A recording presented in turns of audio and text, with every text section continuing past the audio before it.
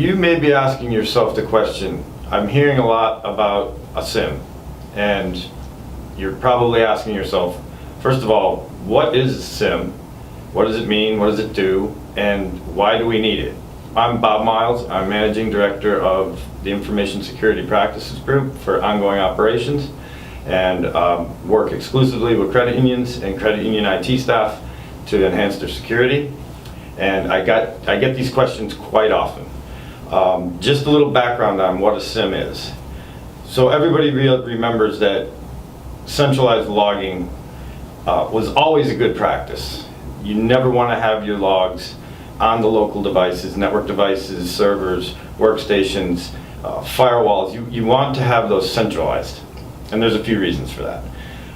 If a hacker were to compromise one of those devices and the logs were stored locally, they would have the ability to manipulate those logs or delete those logs and basically cover their tracks.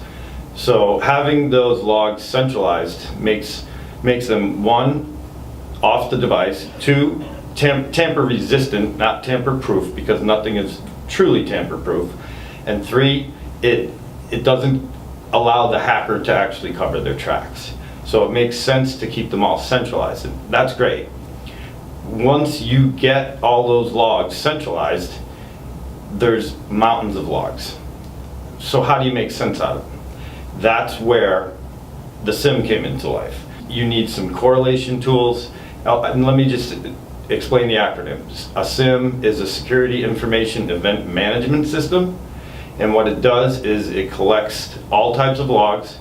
You can ingest them, in batch. Most of it is all real time from whatever devices you have on your network.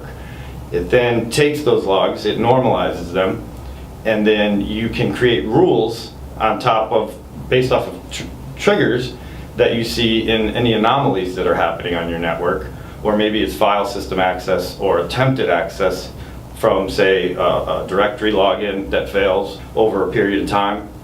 And it takes those and it creates a holistic view of your entire network, all of your devices, what's going on, and you can act on that and basically identify suspicious traffic, identify suspicious logins, attacks, cyber attacks, firewalls being scanned and trying to be penetrated, those types of things. And it presents them in a dashboard view that's easy to read, easy to follow, easy to spot the anomalies, making it much safer, much more secure. Before, when you didn't have any view into that, you really didn't know what was going on your network at any given time. But having that in place and having it configured correctly as well gives you that view into the network and into your infrastructure.